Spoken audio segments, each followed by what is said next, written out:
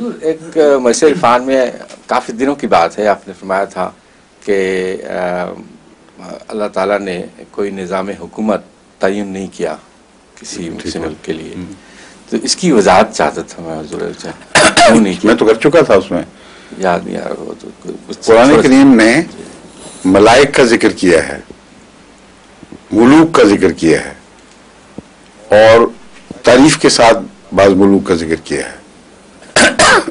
اس کا مطلب ہے کہ اور یہ فرمایا کہ ہم نے ان کو ملوکیت بھی عطا فرمائی، حضرت داؤد، حضرت سلیمان وغیرہ کے ذکر میں اور عمومی ذکر میں قرآن کریم بتاتا ہے کہ ہم نے ان کو بادشاہ بنایا۔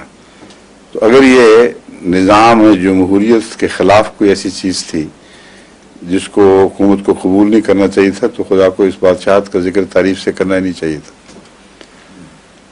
اور بعض ملکوں میں اچھی بادشاہت جو خدا کی طرف سے بادشاہت عطا ہوتی ہے، در حقیقت وہ ڈیموکریسی سے بہت بہتر ہوتی ہے۔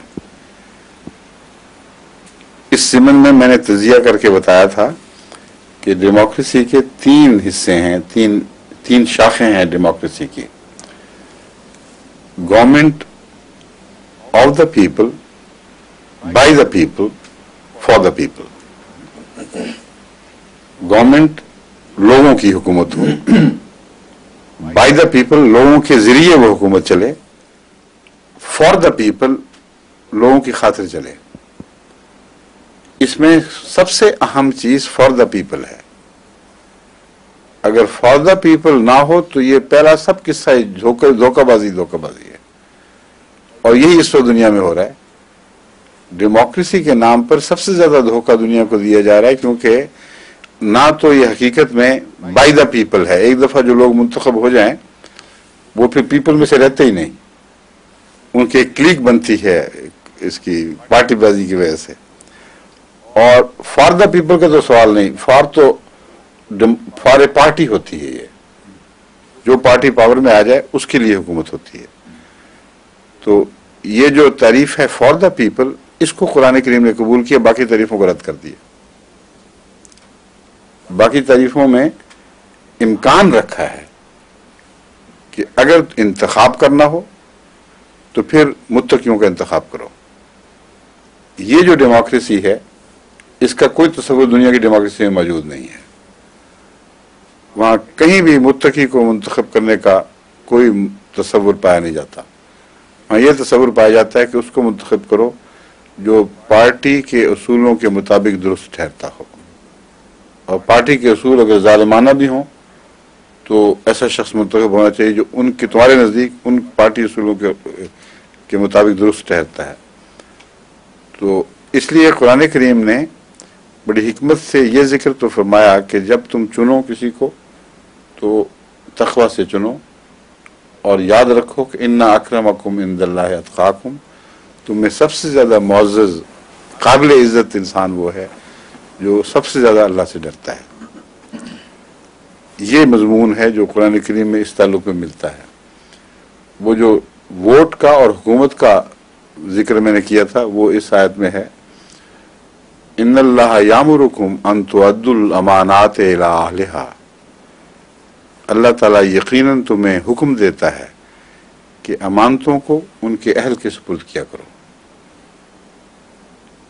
یہ ڈیموکریسی کا آغاز ہے، جو بنیاد ہے، وہ اس آیت کا ایک حصہ ہے۔ یہ آیت ڈیموکریسی کی تعریف نہیں ہے، بلکہ اس آیت کے وسیع عملداری میں ڈیموکریسی بھی ایک شاخ ہے۔ اگر تم امین اور امانت دار ہو گئے ہو تو پھر تمہارا ووٹ معنی رکھتا ہے۔ وہی آیت جو آیت استخلاف کا مضمون تھا، وعد اللہ الذین آمنوا منکم وعملوا الصالحات، اسی سے آگے بات چلتی ہے۔ تو جہاں عوام الناس کی نیکی پر کوئی زور نہ ہو، ان کے تقوی کا کوئی خیال نہ کیا جائے، ان کی دیانت کا کوئی خیال نہ کیا جائے، ان سے حقیقت میں کوئی ڈیموکریسی کی شاخ پھوٹ ہی نہیں سکتی، صرف فرضی قصے ہیں۔ فرمایا ہے اگر تم حقیقت میں ڈیموکریٹکلی کچھ کرنا چاہتے ہو، ایک تو ہے نا امانت کو امانت دار کے سپرد کرنا، ایک عمومی اخلاق ہے، یہ تمام مضمون دراصل اسلام کی تمام تعلیمات سے تعلق رکھنے والا ہے. تم نے امانت کا حق ادا کرنا ہے اپنی اطاعت میں، اپنی فرمانبرداری میں. جب تم کسی کوئی ذمہ داری تمہیں سونپی جائے وغیرہ وغیرہ، ایک اس میں سے ووٹ کا حق ہے.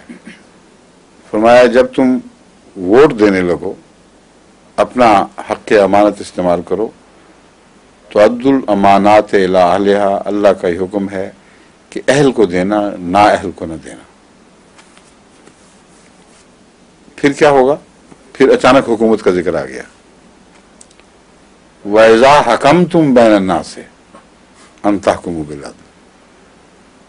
پھر جب تم لوگوں کے درمیان حکومت کرو تو پارٹی کا خیال یا شریعت کا خیال یا کوئی اور تصور تمہاری حکومت چلانے میں تمہارا رہنما نہیں بنے گا. ایک ہی رہنما اصول ہے، ان تحکموا بالعدل، کہ تم نے پھر عدل کے ساتھ حکومت کرنی ہے.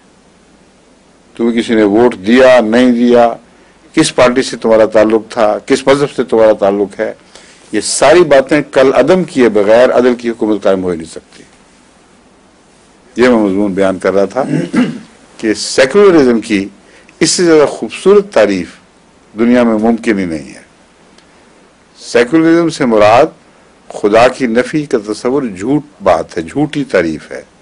سیکولرزم کی یہ تعریف ہے ہی نہیں. دراصل سیکولرزم کی اہل علم کے نزدیک وہی تعریف ہے جو قرآن نے کی، مگر قرآن نے زیادہ خوبصورت انداز میں بیان فرمائی ہے.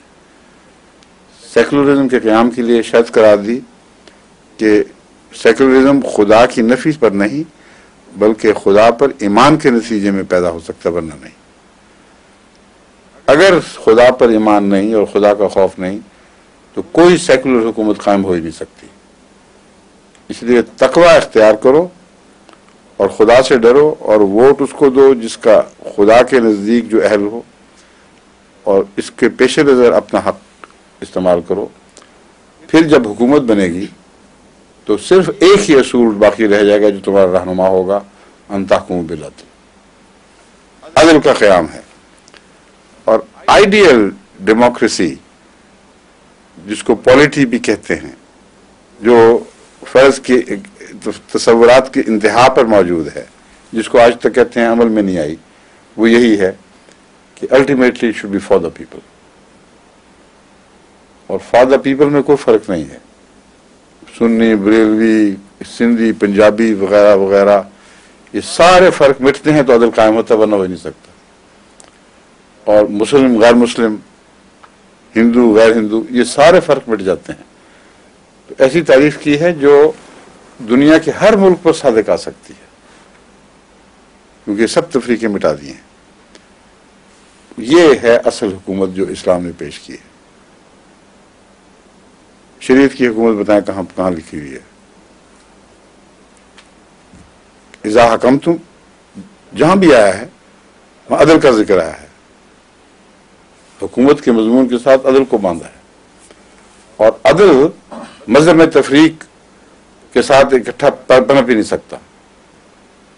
اگر ایک مذہب کے حقوق زیادہ ہیں دوسرے کے کم ہیں، ایک مذہب اپنے آپ کو دوسرے پر زبردستی ٹھونس سکتا ہے، تو وہاں عدل اٹھ گیا. اس لیے عدل اس پیمانے کو کہتے ہیں جو ملک کے تمام باشندوں پر یکساں اطلاق پائے اور کسی زاویے سے بھی اس کو ظالمانہ قرار نہ دیا جا سکے. ٹھیک ہے؟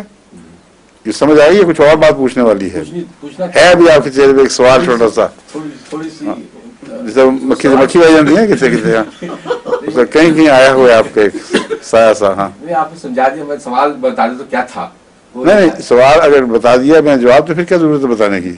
آپ کہہ رہے ہیں دماغ میں بات تھی. نہیں، اب کیا ہے، اب سوال کو چھوٹا سا جو باقی وہ کیا ہے وہ بتائیں. یہ پوچھنا تھا. ہاں دیکھیں، جماعت احمدیہ نے عالمگیر نظام جماعت قائم کیا ہوا ہے، تو یہ اس کے برعکس ہے کہ کس کے برعکس ہے؟ جو یہ آیت نعوذ باللہ آیت کی نہیں کہ وہ اس لیے تو میں کہہ رہا تھا حضور آپ سمجھا دیا تو میرا تو کوشچن انویلڈ ہو گیا آپ تو آلریڈی. نہیں، یہ کوشچن ہے، یہ سمجھنے والا ہے. یہ ابھی تک पहले समझ आएगी जो हम वैलिड करेंगे, उसके बाद किस्सा कह देंगे हम उसको।